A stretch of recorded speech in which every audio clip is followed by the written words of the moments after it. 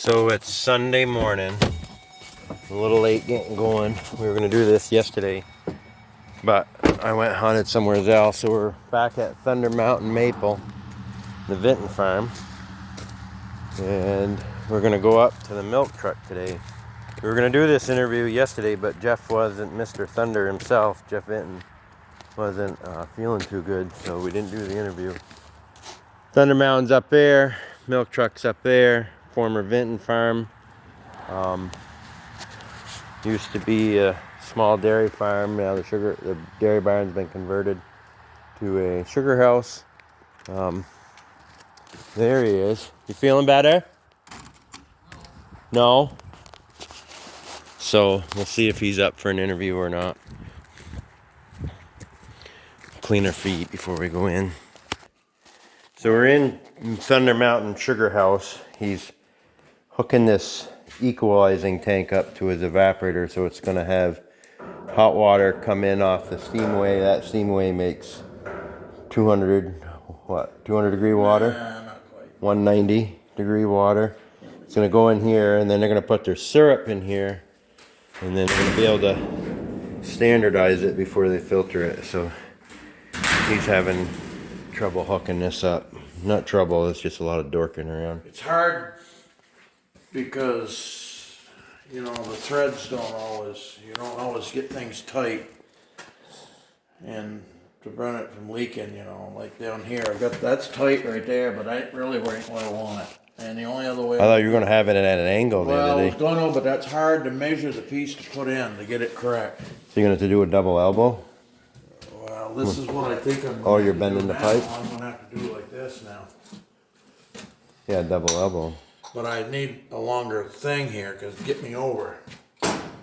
So You need a longer- I could try putting, Teflon tape. I got some heavy duty regular stainless steel tape, but in my experience with Teflon or any of this tape is after a year or two, it just melts and it becomes goo and it's shit. It just doesn't work good.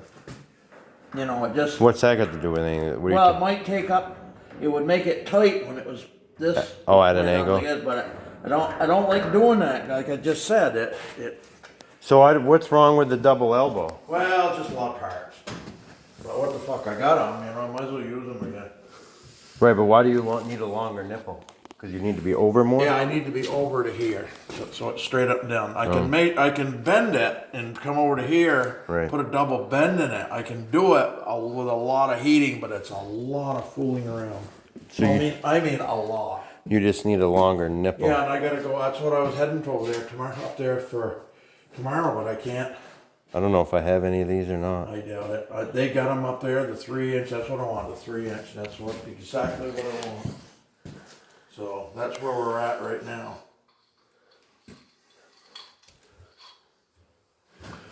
All right, so tell us about the milk truck.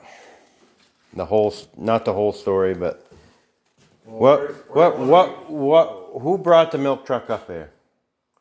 Well, my father, Sam Vinton, and Ron Marcia. He lived over on Battles Brook Road. He was the first farm up there. His family still owns it. His son does. And they farmed. And Ron Marcia and my father were good friends. Lauren Montgomery he was there too. That's Chris's father? That's Chris's father, right. And his father, Ike Montgomery, owned the Monty's Ranch, and they had a bulldozer down there, and that's what they needed. They needed this tractor to get it up there, because the road was a log road. That's all it was. I mean, it was a log truck road for army trucks. What made them want to put it up in there? I asked my mother once, why did Ron want that way up there? She says, well, he saw a deer there once. Now Ron was a heck of a nice guy, but that was Ron. Ron was a guy where he'd see something, he'd go, jump, and he was. So everybody else just followed along? Well, he just he'd get an idea and he'd go quick. I know, but everybody just jumped on board with bringing that thing up there? Well, I guess probably, my father, back then, they were all young, they were, Well, this was in early 60s, so my father, How old were you? oh God, I was probably between 5, 6 years old in there somewhere, 7, And when were you born? 56. Yeah, so But see, they all hunted up there. Lauren and Anna, and my father and my mother and Ron. Anna who? Anna, that was Lauren's wife, Oh. Anna, Chris's mother. Oh, yeah. That's George Bowles' daughter. Okay. They all hunted up there, and they all back then you could drive all the way.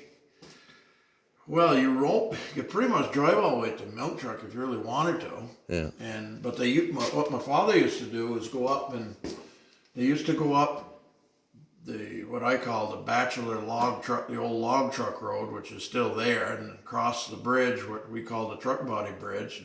That was put in. The truck body was put in. Ron put that in too. That was another one of them deals where Ron got that fixed up because the old log bridge was gone, rotted out. That Don put in.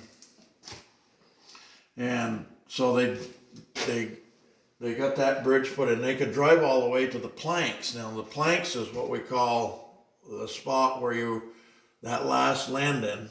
Yeah, and the culvert's washed out, and I saw the planks in the brook. There's some planks in the brook. That isn't the real plank. Oh. It's the other crossing up. 50 yards up the brook is another crossing. Oh, okay. Right there and it goes there up steep. Yeah. So that was the plank, and they had actual planks there where they laid them down and drove across. I remember that part of it. Yeah. Until they got rotten, and then they just used to park it. But Dad used to park the Scout way up.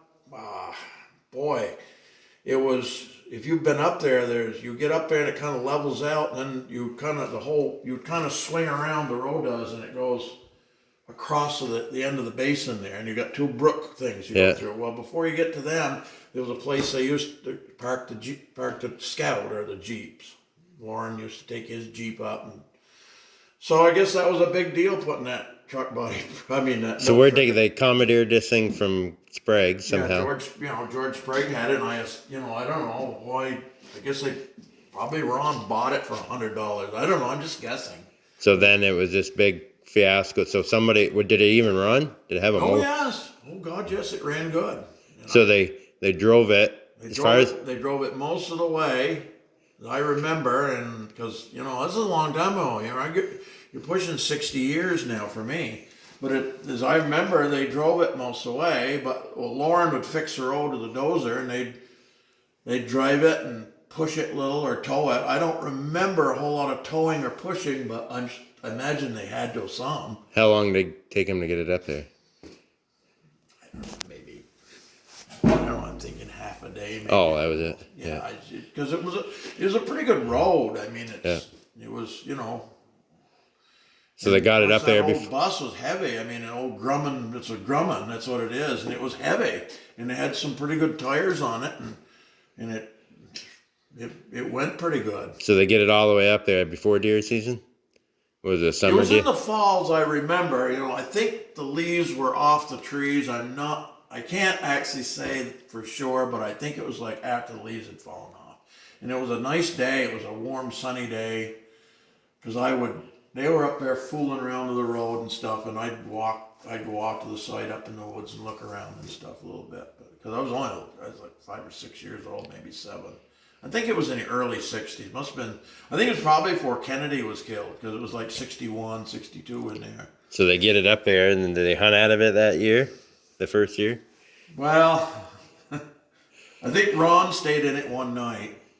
But Ron was the type of guy where he'd be here in the morning chomping to bed. His chores would be all done. He'd be here ready to go, and Dad would finish up, and they'd eat breakfast and take off. Noontime, he'd be back out here. Ron would be out of the woods, gone and off somewhere hunting. Somewhere else? Yeah. I mean, he just wouldn't hang around very long. He'd come here and hunt a little bit, then go out. Of course, Ron owned property. They owned some over in Mud Pond, but Ron would, deer. He was a hell of a good guy. Deer crazy, a lot of energy. Ron's only problem was he had bad heart, and that's what he died from. So the bus was aluminum, and you said it would sweat like a son of a gun as soon as you built this. Well, I never stayed in it, but that was what they said. you get heat in there and it would drip. You know, Right. You're sweaty. You Yeah. can imagine what it'd be. It'd be about like getting inside a sardine can. Really. That's that steam way, Yeah, probably. same thing, and you put heat to it, and it condenses and drips. Right. I think Chris and Anna stayed in it one night, Chris Montgomery. and Lauren. Yeah. And you know, you could talk to Chris. There might have been more. Chris would remember at least one night, maybe more. And No. I remember what Lauren. I just remember, maybe this isn't true, but Lauren said I had to kick his ass out, get him hunting. He didn't want to get out of bed. Well, it was cold, and you know it was comfortable in bed. But anyway, Chris shot a nice 10-pointer that day. They went up over the hill there behind the milk truck, and they went. How old was he? Down 15, 16 maybe. Oh yeah. Or maybe not even that. I don't know. I remember him because I was watching football. It was on Sunday, I believe. And Dad had come home and doing chores, and he comes in and he says, I got a nice 10-pointer. And Your dad did? no, Chris did. Oh. And so Dad went up after chores up and got it. I didn't go with him, but it was a nice 10-pointer. He has it mounted. It mounted. Yeah. It's a good deer. Yeah. It was I don't know what it weighed. 160, 170. You know, back then they were big, long, lanky, but they didn't have much weight on them. Yeah. They were, you know, there was so many deer back then. I mean, they were just filthy with them. And the feed wasn't as great as it should have been. And I'm looking for my thing. So that's a milk truck story. Well, that's some of it. I mean, I think that's about the all the time anybody ever used it. I mean, other than getting into it, I've been into it probably a dozen times when it was raining. You know, you get up there and it was raining like hell, and you go for the milk truck. I got cut up there. Well, that year I came down, ended up down here. It was raining.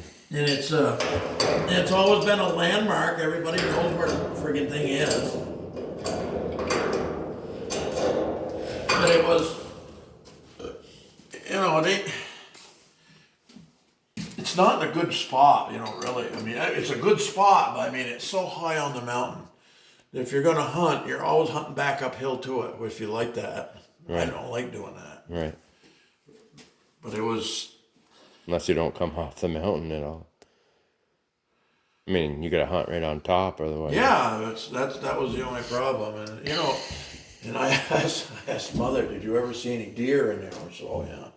So it used to be a good spot. And I always saw... There was a bunch in there the other day down below it. I used to see tracks in there. I can't... Yeah, I guess I saw one in there once. It was darted off down the ridge somewhere or jumped it out. But, you know, the mountain's so big, you stop and think, where did you see deer and where didn't you? And oh my God, there's everywhere you didn't, but there's very few places you did. It's just so big up there. You know, I always said, once you see a deer in that spot, you'll never see a deer there the rest of your life. Because it's so big. They really don't have patterns. You might think they do, but I don't. Well, they can go wherever they want to, whenever they want to. Yeah. In about 2 seconds. There's no barriers. Yeah. Well, we're gonna head up there and visit the milk Who's truck. we? Me and my Facebook friends. Who's your Facebook friend? I don't know. Alan wanted to hear your story. Alan who? Carter. Probably I told it to him before. No, I don't think so. Alan likes your stories. You know, it's always been snowmobiling. We used to go up there. My mother and I remember one Easter morning we went up.